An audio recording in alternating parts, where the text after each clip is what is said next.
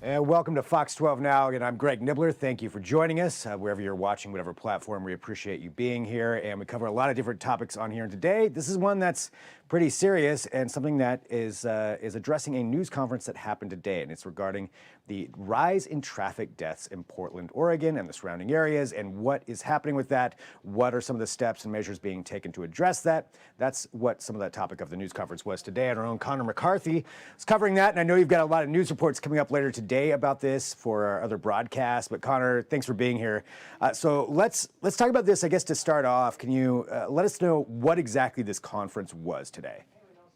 Yeah, so today, city and county leaders in Portland came together and discussed just traffic deaths that have been happening across the city and the county.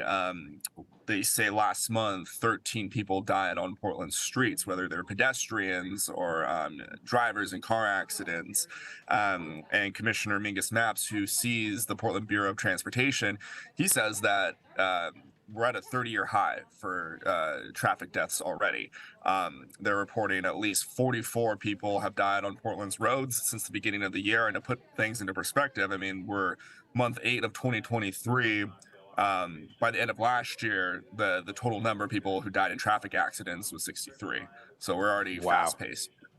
Yeah, I mean, a 30-year high. I mean, that's clearly a sign that something is not working out correctly. I mean, and just being here, unfortunately, I know we've had to report on a lot of those traffic deaths, and it has seemed like those reports come way more often than they used to, and clearly the numbers back that up. So addressing it is saying acknowledging it is one thing, looking at that data, but what is it that they want to do with that? So they were talking a lot about drivers just slowing down on the roads and not getting behind the wheel while intoxicated, whether you're high on marijuana or if you're, drunk from alcohol. A lot of those deaths and accidents have been attributed to those types of driving. But I was also talking to bikers who were there, cyclists, and they were telling me a lot of what they're seeing is distracted driving, which wasn't really addressed by Mingus Maps or the county chair, Vega Peterson. They say when they're out on the roads, they see a lot of people either touching around on their dashboard or they're on their phones, and they wish that local leaders kind of address that more, because for them, they see distracted driving as the biggest thing for them when they're almost getting into wrecks every day because of someone looking at their phone.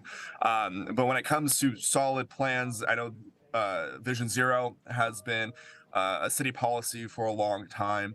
But beyond that, there wasn't any concrete plan like installing certain barriers to slow down. But the Portland Bureau of Transportation, I do have to say, they said that they're going to increase traffic cameras, speed cameras that you kind of see around the suburbs. They'll catch people speeding.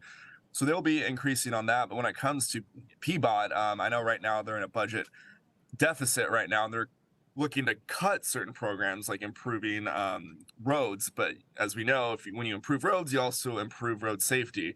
And so they're trying to balance that as well, of how can we improve safety, but also save money.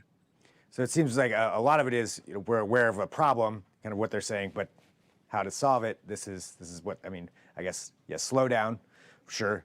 For having the public do that, but if that's obviously not really working, it doesn't seem like if this is at a 30-year high. This is just me taking a look at you talking about those numbers.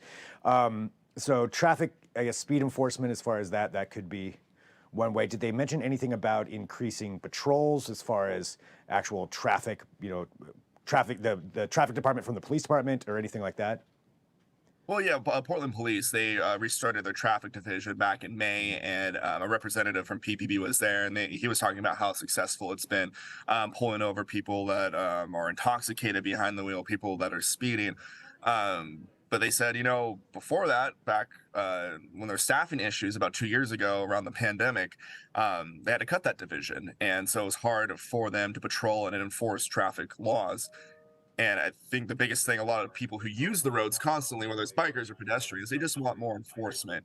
They want people to be held accountable, because what they're seeing is a cultural change in how people drive in Portland. I talked to one woman who said when I moved here in 2000, the joke was that the speed limit on the freeway is 55. People were going 53 in the fast lane. But she says that's not the case anymore. People are speeding on the freeways, city roads, and making it a very dangerous situation. And she just wants the culture behind driving to change a little bit. Yeah, I mean, you could even see that in some of these traffic deaths that are the result of that, like the one on Powell Boulevard from, I think it was about a month ago, with the two girls, crashing into the other car.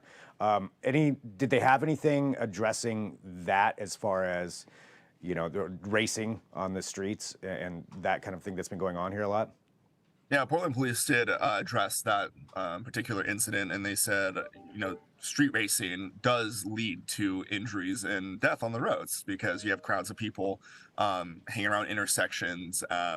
People are in fast cars; they're not professionals, and you're on city streets, and so there's a high likelihood of something more tragic happening um, during those situations. And then Portland police also brought up that there's a lot of traffic situations that stem from other crimes. The woman who was killed outside of a Multnomah County library. Yeah, She was just waiting for the bus to get home, and a driver hit and killed her. Well, Portland police said that he was driving to the hospital because he just got shot twice. So really. yes, so there's a lot other crimes that are connected to these traffic violations that Portland police is also trying to address to slow people down and make sure they're not doing anything nefarious behind the wheel. So it does all tie together, at least as far as that instance, for sure. What was the general temperature of the room as far as were people receptive to these, to hearing this from PBOT and understanding where they're looking at it?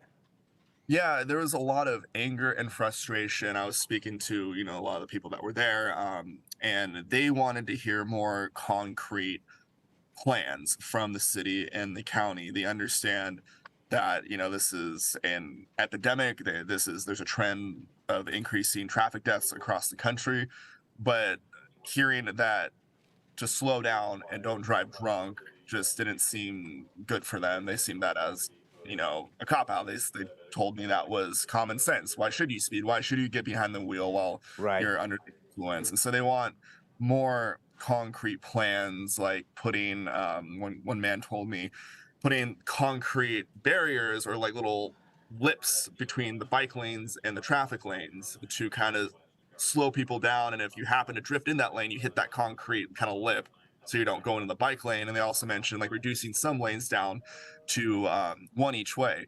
But also, everyone should remember that PBOT only has certain jurisdictions on some roads. I know we talk a lot about Southeast Powell, but that's ODOT's jurisdiction. So there has to be a lot of cooperation between different government agencies and what they want. And it's a lot of work.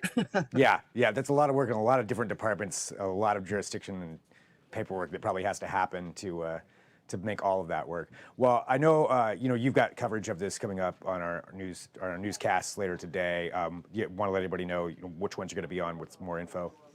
Yeah, it'll be on all evening broadcasts tonight, 4, 5, and 6, and you'll hear more from the bikers who came over to this press conference. They actually cycled from where that woman was hit and killed, but outside that library in East Portland, as paying homage to her, and they cycled all the way to this press conference to express their frustration and anger. So you'll hear from some of those bikers, and also you'll hear from Mingus Maps about his response to the budget shortfall. I asked him about how PBOT's tackling that while improving safety on the city roads.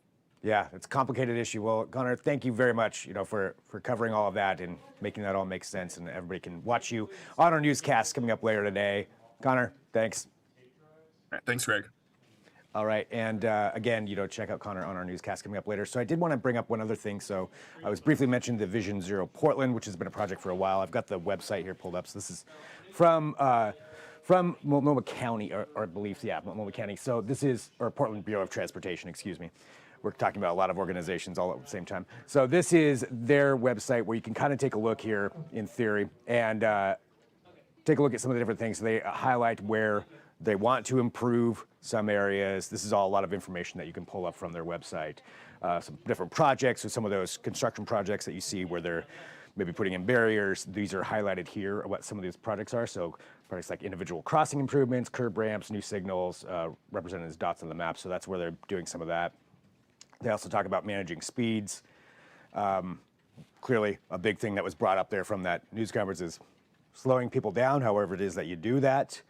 This is looking at some of the data from the last, looks like about 5 years or so, and or at least since 2017, and talking about how they've reduced some of that. So again, a lot more information that you can look up if you want to dig into this as far as what they have been doing and what they say that they're going to be doing.